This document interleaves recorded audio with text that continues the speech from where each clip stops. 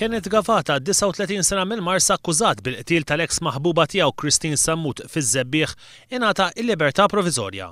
Din kienet id-9 darba li Gavata talab għal ħelsien mill-arrest u ingħatat wara li kien ilu fil-ħabs ta' Kordin taħt arrest preventiv minn dakinhar illi seħħ qtil. Sammut kienet inqatlet fil-11 ta' Diċembru tal-2010 b'tiri ta' arma tan-nar f'Onqa u f'Sidra.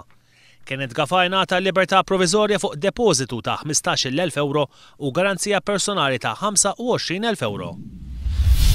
Missier ta' 3 tfal miż-Żurriq kien ikkundannat sentenza ta' 9 xhur ħabs sospiżi għal sentejn wara li ammetta li kaġuna feriti ħfief fuq martu wara argument illi kellu magħha. Il-każ seħħ nhar it-tlieta l-ħabta tal-10 ta' bil-lejl. Fil-qorti ir-raġel li għandu 34 sena esprima d-dispjaċir tiegħu għalli għamel u qal illi irranġaw id-differenzi bil-mara taħfirlu. Kien hawn li l-qorti talbet sabiex il-mara tixed li ma' xhieda saret bil-bibien magħluqa. Raġel ta' 40 sena imwielet ir-Renju Unitu jgħix Buġibba kien akkużat li fil-lejl ta' bejn l-24 u l-25 ta' Awwissu li għadda waqt argument illi nqala fi-stabbiliment fil-Qawra ikkaġuna feriti ta' natura gravi b'tazza fuq uffiċjal tas-sigurtà tal-istess stabbiliment. Ir-raġel wieġeb illi mhuwiex ħati tal-akkużi, madankollu l-qorti ma laqgħetx it-talba tal-libertà proviżorja bl-akkużat jinżamm arrestat fil-ħabs ta' Kordin.